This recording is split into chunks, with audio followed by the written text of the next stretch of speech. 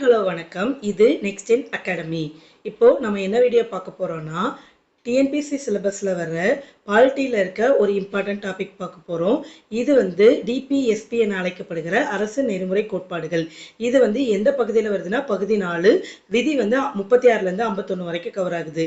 இது பள்ளி பாடப்புத்தகத்தில் எங்கே இருக்கு அப்படின்னா 10th இந்திய அரசியலமைப்பு பாடத்திலையும் 12th ஃபர்ஸ்ட் லெசனான இந்திய அரசியலமைப்பு பாடத்திலையும் கொஞ்சம் ஓவர்வியூ மாதிரி கொடுத்துருப்பாங்க. அது போதாது எக்ஸாமுக்கு. நாம இப்போ இந்த வீடியோவில் வந்துட்டு புத்தகத்தை தாண்டின தகவல்கள், அப்புறம் டிபிஎஸ்பி பற்றின அறிஞர்களுடைய கோட்பாடுகள், அது மட்டும் இல்லாமல் டிபிஎஸ்பி தொடர்புடைய சட்டங்கள், டிபிஎஸ்பி தொடர்புடைய வழக்குகள், இதை பற்றியெல்லாம் விரிவாக பார்க்கலாம். டிஎன்பிஎஸ்சிக்கு ப்ரிப்பேர் பண்ணுற ஸ்டூடெண்ட்ஸ்க்கு இந்த வீடியோ நிச்சயமாக பயனுள்ளதாக இருக்கும். கண்டிப்பாக ஸ்கிப் பண்ணாமல் பாருங்கள். இப்போ வீடியோக்குள்ளே போகலாம். அரசு நெறிமுறை கோட்பாடுகள் பகுதி 4ல் விதி வந்து 36லேருந்து 51 வரைக்கும். இது வந்து இந்திய அரசியலமைப்பின் 4வது பாகம். இந்திய சமூகத்தில் நிலவும் சிக்கல்களை எதிர்கொள்ளும் வகையில் சட்டங்களை உருவாக்குறதுக்கு அரசுக்கு உதவுவதற்காக உருவாக்கப்பட்ட கோட்பாடுகள். இது என்ன அப்படின்னா, சட்டங்கள் இயற்றும் போதும் அவற்றை நடைமுறைப்படுத்தும் போதும் அரசு பின்பற்ற வேண்டிய செயல்முறைகள் அரசு நெறிமுறை கோட்பாடுகள் என அழைக்கப்படுகிறது. சமூக மற்றும் பொருளாதார மக்களாட்சியை நிறுவுதல். இக்கோட்பாடுகள் அயர்லாந்து அரசமைப்பிலிருந்து பெறப்பட்டது. அயர்லாந்து வந்து இதனை வந்து ஸ்பெயின் அரசமைப்பிலிருந்து பெற்றிருக்குது. இது வந்து மாநிலத்திற்கான வழிகாட்டியாக செயல்படுகிறது. இந்த டிபிஎஸ்பி நீதிமன்றத்தினால் நடைமுறைப்படுத்த முடியாது. டிபிஎஸ்பி வந்து எப்படி வந்துட்டு அடிப்படை கடமைகளை வந்து நீதிமன்றத்தினால நடைமுறைப்படுத்த முடியுமோ அந்த மாதிரி டிபிஎஸ்பியை வந்து உயர்நீதிமன்றத்தாலேயோ உச்சநீதிமன்றத்தாலேயோ நடைமுறைப்படுத்த முடியாது. இந்த கொள்கைகளை வந்து அரசு நடைமுறைப்படுத்தவில்லை எனில் நீதிமன்றத்தில் வந்து வழக்கு தொடர முடியாது. உதாரணம் வந்து இலவச கல்வி அளிக்கல அப்படின்னு சொல்லிட்டு நீதிமன்றம் நம்மளால போக முடியாது. இதை கண்டிப்பா செஞ்சுதான் ஆகணும் அப்படின்னு சொல்லிட்டு அரசு வந்து ஆர்டர் பண்ண முடியாது. அடுத்ததா, குறைபாடுகள் இருந்தாலும் இவை அரசியலமைப்பின் அடிப்படை ஆளுமையாக திகழ்கிறது. அரசியலமைப்போட அடிப்படை ஆளுமை எது அப்படின்னா இந்த அரசு நெறிப்படுத்தும் கோட்பாடுகள் தான். அடுத்ததா, சாப்ரோ அறிக்கையில வந்துட்டு என்ன சொல்லியிருக்காங்க அப்படின்னா, இது வந்து 1945 வெளியிடப்பட்டிருக்கு.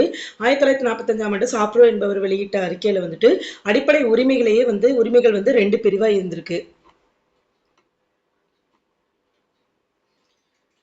அது என்னென்ன அப்படின்னா, நியாயமான உரிமைகள் நீதிமன்றத்தை நாட முடியும், நியாயம் அல்லாத உரிமைகள் நீதிமன்றத்தை நாட முடியாது. இந்த நியாயமான உரிமைகள் வந்து அடிப்படை உரிமைகள்ல வந்துருது. இந்த 2வதா இருக்கிற நியாயம் அல்லாத உரிமைகள் வந்து நீதிமன்றத்தை நாட முடியாது இல்லையா, இதுதான் வந்துட்டு அரசு நெறிமுறைப்படுத்தும் கோட்பாடுகள்.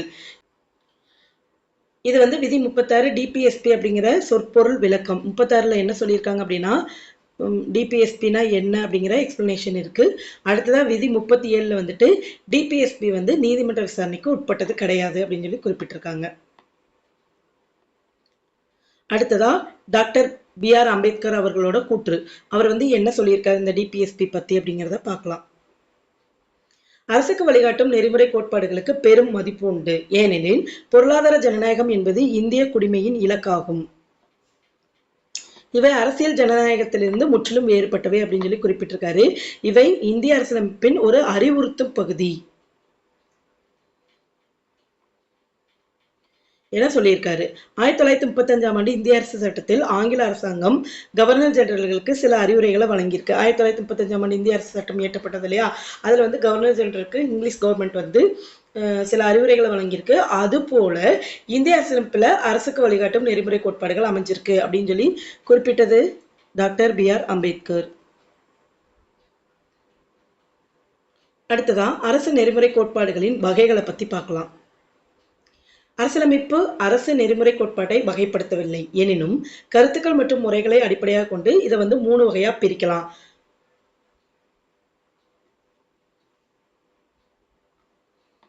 அது என்னென்ன அப்படின்னா, சமதர்ம கொள்கை, காந்திய கொள்கை, தாராள மற்றும் அறிவு சார்ந்த கொள்கை அப்படின்னு சொல்லிட்டு 3 வகையா வந்து அரசு நெறிமுறைப்படுத்தும் கோட்பாடுகளை வந்து பிரிக்கலாம். ஃபர்ஸ்ட் ஒன், சமதர்ம கொள்கை, சோசியலிஸ்ட் பிரின்சிபல்ஸ். அப்படின்னா என்ன அப்படின்னா, இது வந்து சமதர்ம சித்தாந்தங்களை வந்து பிரதிபலிக்குது. மேலும் விதி 38 வந்து மக்கள் அனைவருக்கும் சமூக, பொருளாதார மற்றும் அரசியல் நீதி கிடைக்க வழிவகை செய்யும் நல அரசை உருவாக்க வேண்டும் அப்படின்னு சொல்லி விதி 38ல வந்து குறிப்பிட்டிருக்காங்க. அடுத்ததா சமூகத்தில் காணப்படும் ஊதிய ஏற்றத்தாழ்வுகளை வந்து குறைக்கணும் அப்படின்னு சொல்லி விதி 39ல குறிப்பிடப்பட்டிருக்கு. அடுத்ததா விதி 39A 39A வந்து ஏழைகளுக்கு இலவச சட்ட உதவி வழங்குவதன் மூலம் சமமான நீதி கிடைக்க செய்தல். இதுதான் வந்து 39A. இதெல்லாம் இம்பார்ட்டண்ட்டான டிஎன்பிசி பொறுத்த வரைக்கும் இம்பார்ட்டண்டான ஆர்டிகல்ஸ், நல்லா பார்த்துக்கோங்க. விதி 39A எதை குறிப்பிடுது அப்படின்னா, ஏழைகளுக்கு இலவச சட்ட உதவி வழங்குவதன் மூலம் சமமான நீதி கிடைக்க செய்யறது. விதி 39Dல என்ன குறிப்பிட்டிருக்காங்க அப்படின்னா, ஆண் பெண் இருப்பாளருக்கும் சம உழைப்புக்கு சம ஊதியம். 39D. அடுத்த விதி ஆர்டிகல் நம்பர் 41 வந்து என்ன குறிப்பிடுது அப்படின்னா, அரசு தனது பொருளாதார வரம்பிற்கு உட்பட்டு கல்வி, வேலையின்மை, முதுமை, நோய், ஊனம் மற்றும் பிற இயலாமையில் இருப்பவர்களுக்கு உதவி வழங்க வழிவகை செய்ய வேண்டும் அப்படின்னு சொல்லிட்டு ஆர்டிகல் நம்பர் 41ல வந்து குறிப்பிட்டிருக்காங்க.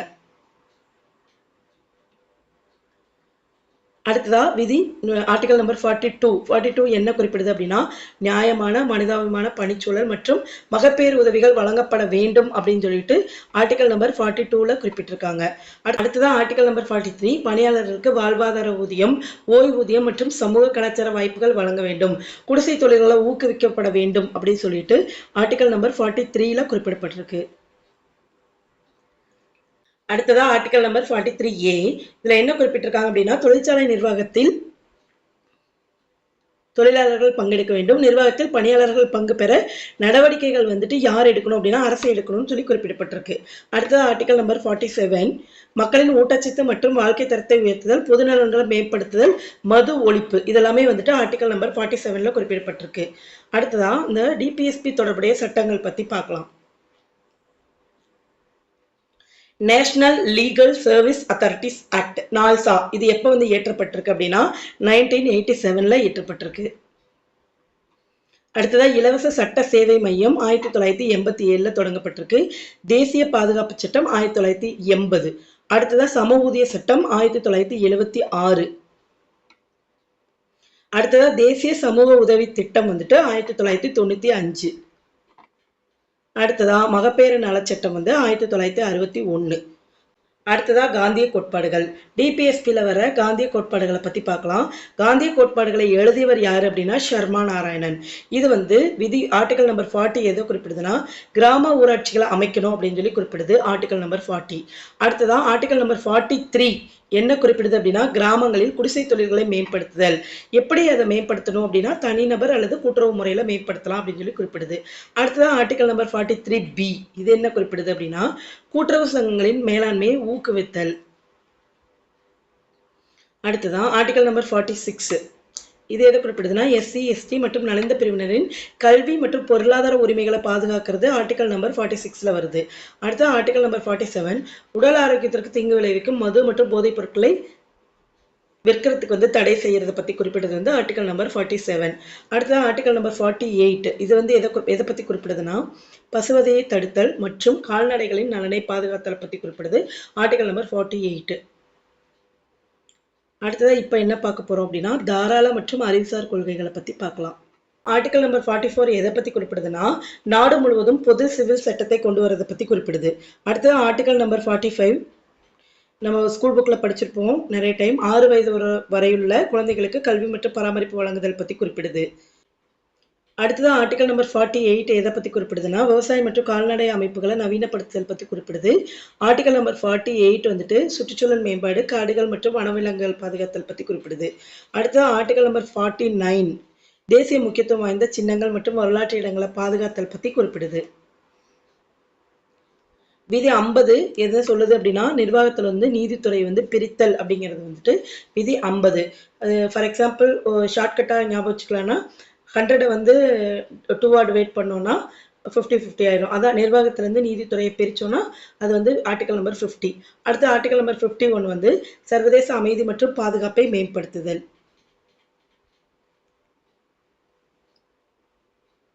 அடுத்ததா பகுதி 4க்கு வெளியே உள்ள முக்கியமான நெறிமுறைகள் பத்தி பார்க்கலாம். அரசியலமைப்பில் பிற பகுதியில் உள்ள வழிகாட்டுதல்கள். விதி 335 இதுவுமே அரசு நெறிமுறைப்படுத்தும் கோட்பாடுகளுக்கு ரிலேட்டிவாக வர ஆர்டிகல்ஸ் தான், இதையும் பார்த்துக்கோங்க. ஆர்டிகல் நம்பர் 335 அரசு பணியில் எஸ்சி எஸ்டி பிரிவினரின் உரிமைகளை பாதுகாத்தல். அடுத்ததான் ஆர்டிகல் நம்பர் 350A.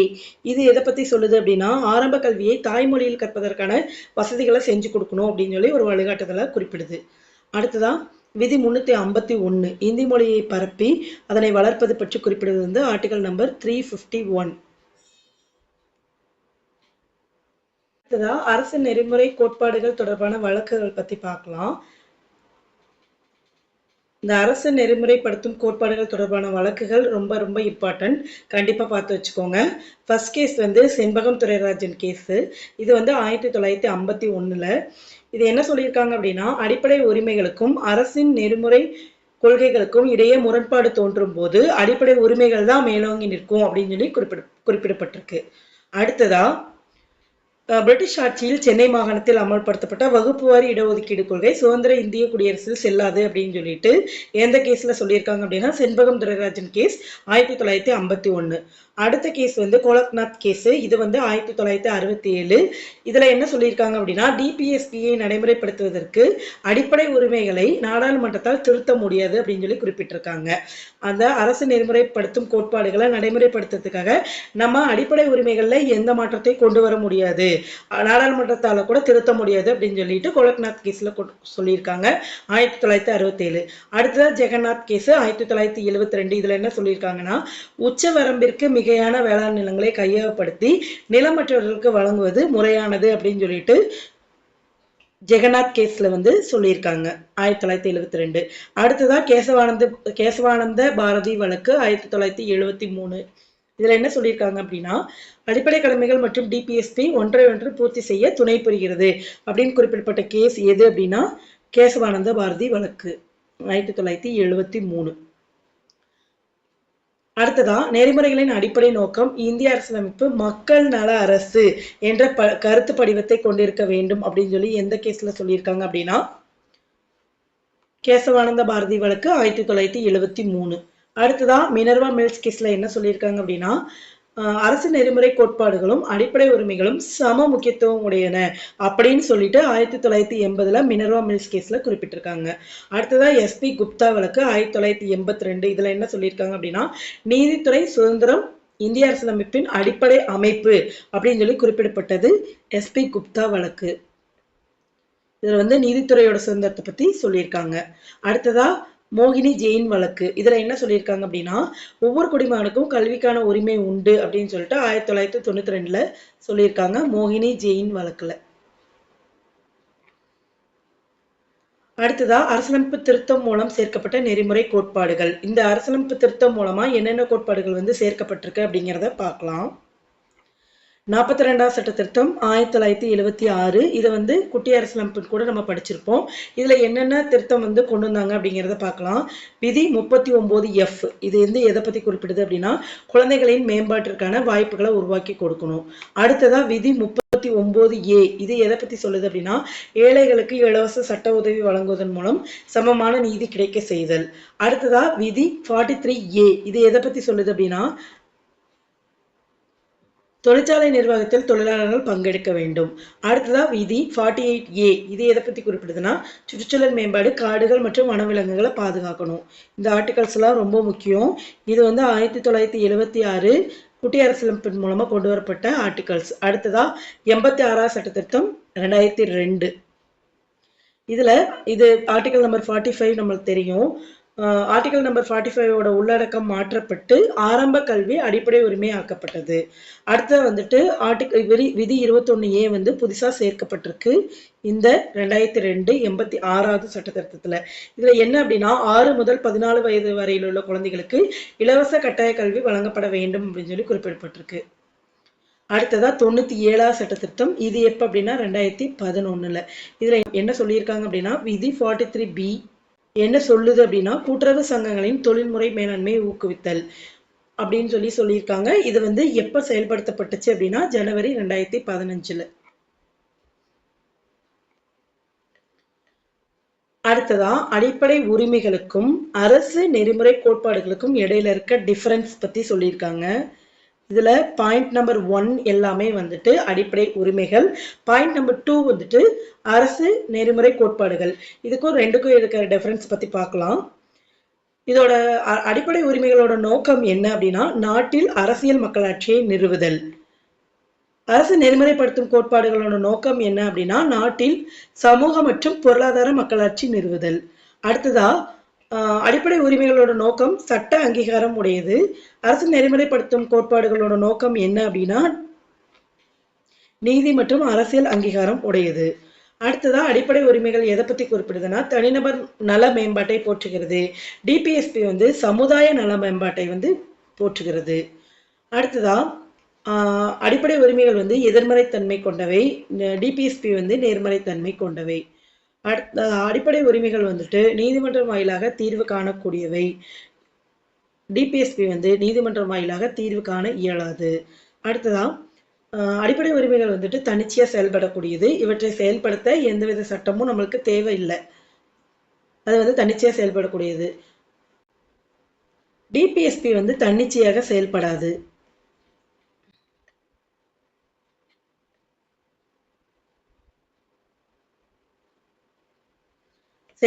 இவற்றை செயல்படுத்த சட்டங்கள் கண்டிப்பா இயற்றணும்.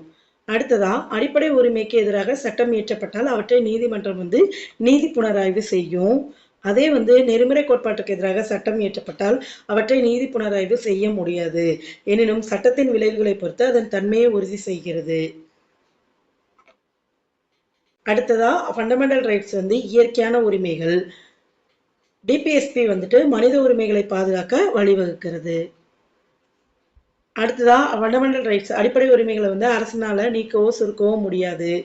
டிபிஎஸ்பி வந்துட்டு அரசுக்கு வெறும் அறிவுறுத்தல்கள் மட்டும்தான். அடுத்ததா இது ரொம்ப ரொம்ப இம்பார்ட்டன்ட், டிபிஎஸ்பி தொடர்பான அறிஞர்களின் கூற்றுகள்.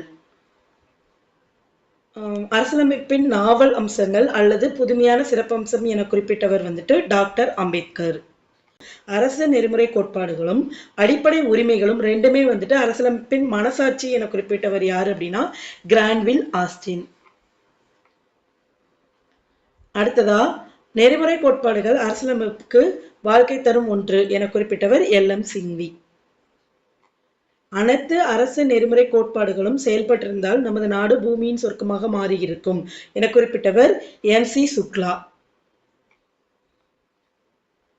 கடைசியா டிபிஎஸ்பி வந்து உணர்ச்சிகளின் குப்பைக்கூடை என குறிப்பிட்டவர் டி.டி. கிருஷ்ணமாச்சாரி. ஓகே ஸ்டூடெண்ட்ஸ், இந்த வீடியோவில் வந்துட்டு டிபிஎஸ்பி பற்றின புத்தகத்தில் இருக்கிற தகவல்களும் புத்தகத்தை தாண்டினா அவுட் சோர்ஸ் இன்ஃபர்மேஷனும் சொல்லியிருக்கோம். வேணுங்கிறவங்க ஸ்கிப் பண்ணாமல் நோட்ஸ் எடுத்து படிங்க. இது கண்டிப்பாக உங்களுக்கு பயனுள்ளதாக இருக்கும். அடுத்து வர வீடியோவில் இன்னொரு டாப்பிக்கில் சந்திக்கலாம். Thank you students.